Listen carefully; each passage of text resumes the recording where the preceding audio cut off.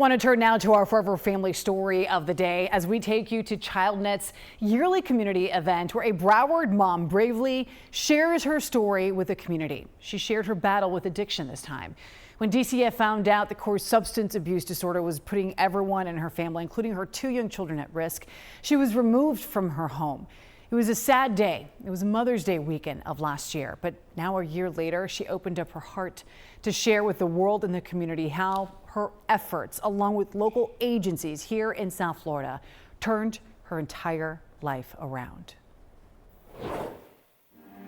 I come from a family who suffers from alcoholism, and I thought, oh, it passed me. Until, as a mom with a full-time job, everything just got to be too much. And my postpartum depression hit.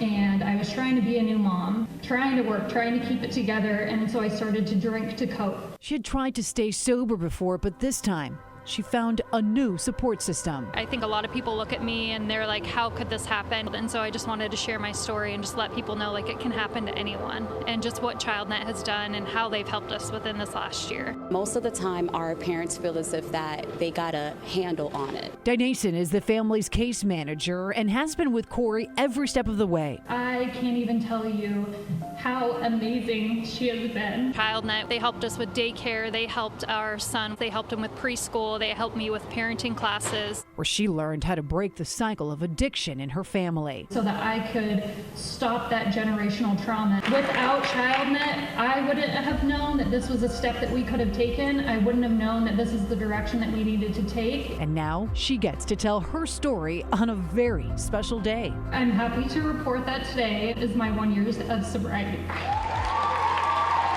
Parents who need assistance and who need help, they have to reach out, because there are things that we can assist with that they cannot do it on their own. I'm home. You know, my husband and I are working on a relationship. Our kids are happier than ever, and thankfully, since they got to stay with my husband, they weren't too disrupted. But the biggest thing is the change in me and just the outlook on life.